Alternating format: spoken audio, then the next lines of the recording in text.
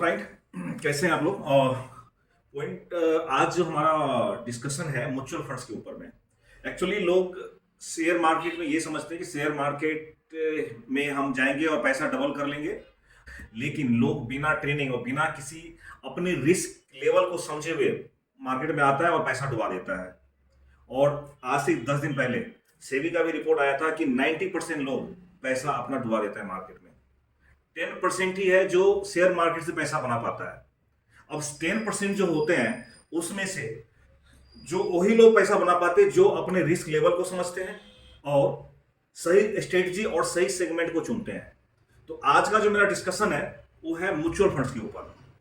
आप share market का एक जो सबसे बेनिफिशियल और सबसे 100% बेनिफिट देने वाला जो प्रोडक्ट है या सेगमेंट है वो है म्यूचुअल फंड। मैं आपको आज ये बताऊंगा कि म्यूचुअल फंड सही है, क्यों सही है, सबके लिए ये क्यों सही है। चाहे आपका इनकम कुछ भी हो, आपके लिए म्यूचुअल फंड सही है, बशर्ते कि कुछ प्रिकॉशन, कुछ टेक्निक, कुछ सेल्फ का एनालिसिस और एक्सपर्ट का एडवाइजरी जरूरी है, तभी ये सही होता है। नहीं, अगर आप म्यूचुअल फंड भी सही तो है, गवर्नमेंट भी बोलती है कि म्यूचुअल फंड सही है, आप टीवी पे भी देखते हो कि म्यूचुअल फंड सही है, सचिन तेंदुलकर भी बोलते हैं म्यूचुअल फंड सही है, लेकिन साथ में ये भी बोलते हैं mutual fund is subject to market risk. अभी जो मार्केट रिस्क है ना, उसको कैसे अवॉइड किया जाए? मार्केट रिस्क को अवॉइड करने के लिए सबसे पहला जो जरूरी चीज है, ऑनलाइन एप्लीकेशन के चक्कर में ना पड़े। क्योंकि ऑनलाइन एप्लीकेशन के चक्कर में रहेंगे, ऑनलाइन जो आपको रोबोटिक्स एप्स होता है जहां पे आपके रिस्क एनालिसिस को पता नहीं चलता है और वहां पे परचेज करके आपको पता नहीं चलता कि कब परचेज करना चाहिए, कौन सा फंड परचेज करना चाहिए, और फिर आप बीच में या तो आप रिडीम कर देते हैं, अपने फंड्स को निकाल देते हैं, या गलत फंड लेकर के आप एक अच्छा ग्रोथ नहीं कर पाते हैं। तो सबसे जो पहला पॉइंट आता है कि जब भी आप म्यूचुअल फंड खरीदते हैं तो उसमें रिस्क क्या है। रिस्क इसमें सबसे पहली बात कि अगर जब आप इक्विटी मार्केट में डायरेक्ट कंपनी में जाते हैं, डायरेक्ट शेयर खरीदते हैं, तो वहां पे हो सकता है कोई शेयर या कोई कंपनी, जैसे अभी कुछ दिन पहले अदानी के वाला सारा शेयर जो है सो करीब 40-50% डाउन हो गया। ये चीज आपका म्यूचुअल फंड के साथ नहीं होगा। म्यूचुअल फंड में एक कैलकुलेटेड रिस्क होता है, यानी म्यूचुअल फंड में जो भी पैसा आप लगाते हैं, चाहे आप 500 रुपया लगाएं या 5 लाख रुपया लगाएं, आपका पैसा कम से कम 40 से 50 कंपनी में डाइवर्सिफाइड रहता है, इन्वेस्टेड रहता है। और वहां पे आपके पैसे को एक्सपर्ट की टीम, जो फंड मैनेजर होता है, वो वॉच में रखते हैं। यानी अगर कुछ भी मार्केट में होने वाला है या होने जा रहा है, उनका उस चीज को एक्टिवली उस पर नजर रखते हैं। तो इस कारण से हम म्यूचुअल फंड इन्वेस्टमेंट को एक कैलकुलेटेड रिस्क एनालिसिस के अंदर में हम ले सकते हैं, कि जो कैलकुलेटेड रिस्क के अंदर में आता है कि आपको यहाँ पे एक अनलिमिटेड रिस्क नहीं है, जबकि शेयर मार्केट में आपको अनलिमिटेड रिस्क है। हो सकता है आपने 5 कंपनी में लिया है लेकिन 3 कंपनी बिल्कुल ही काम नहीं कर रहा है, यानी आपका पूरे के पूरे पोर्टफोलियो हो सकता है नेगेटिव रहेगा। बट ऐसा म्यूचुअल फंड के साथ नहीं होता है। म्यूचुअल फंड्स में आपका जो पैसा डाइवर्सिफाइड होता है, एक्सपर्ट के अंदर ऑब्जर्वेशन होता है, इस तरह से, इस कारण से हम इसको बोलते हैं कैलकुलेटेड रिस्क इन्वेस्टमेंट। यानी एक तरह से आप ये समझ सकते हैं कि after some period of time, 1 year और 2 ईयर्स, आपको लगेगा म्यूचुअल फंड हमेशा एक अच्छा रिटर्न दे रहा है और वो हमेशा ग्रीन में ही दिखेगा, यानी पॉजिटिव ही दिखेगा। शॉर्ट टर्म में आपको हो सकता है नेगेटिव थोड़ा सा दिखे मार्केट के इफेक्ट के कारण, मार्केट की वॉलेटिलिटी के कारण, बट ये लॉन्ग टर्म में आफ्टर 1 और 2 years it will be always in positive.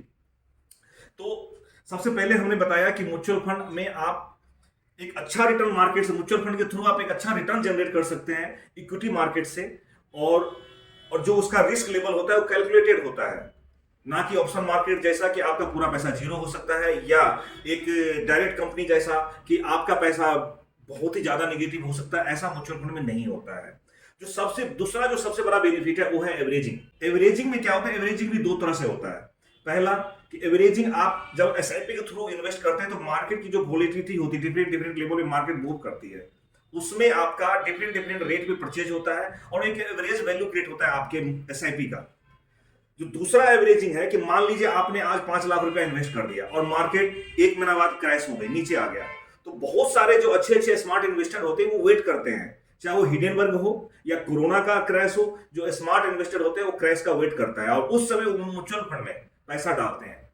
और वो जो पैसा डालते हैं उसका बेनिफिट भी एक जो पूरा पहले से डाला हुआ था उस इन्वेस्टर को मिलता है, क्योंकि जो उन्होंने पैसा डाला था मान लो 5 लाख और किसी और ने डाल दिया 5 करोड़, तो 5 करोड़ का वो जो फंड है उस फंड का एक वैल्यू क्रिएशन होता है और वो फंड बहुत ही हाई स्पीड में आगे बढ़ता है, ऊपर उठता है, उसका वैल्यू ऊपर उठता है, उसका बेनिफिट आपको उनको मिलेगा। मतलब दो दो तरह का आपको इसमें बेनिफिट मिलता है, जो बेनिफिट आपको शेयर मार्केट में नहीं मिलेगा, क्योंकि शेयर मार्केट में पोर्टफोलियो आपका है। अब मार्केट डाउन हुई और आपने उसे पैसा नहीं लगाया या आपके पास अब पैसा बचा नहीं है, तो वो फिर आपका पोर्टफोलियो डाउन के डाउन ही रहेगा या डाउनफॉल का आपको बेनिफिट नहीं मिलेगा। लेकिन वो चीज नहीं होता है म्यूचुअल फंड में। आपको अगर मार्केट डाउनफॉल हो रही है और तो उसका एक अलग बेनिफिट मिलेगा, लाइक कि बड़े इन्वेस्टर्स उस डाउनफॉल का ही वेट करते हैं।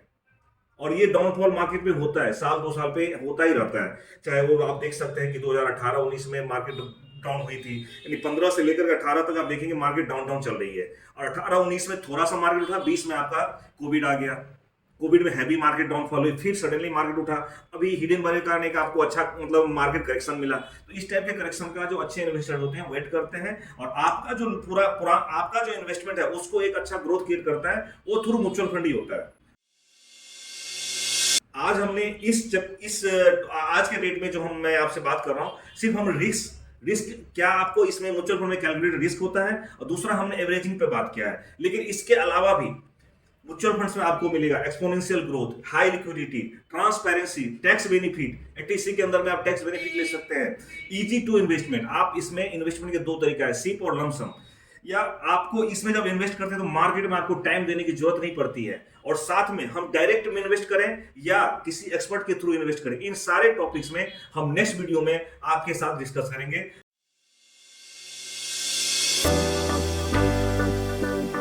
If you think this video is useful, then please like this video and subscribe my channel so that you will get next video to enhance your financial knowledge. Thank you.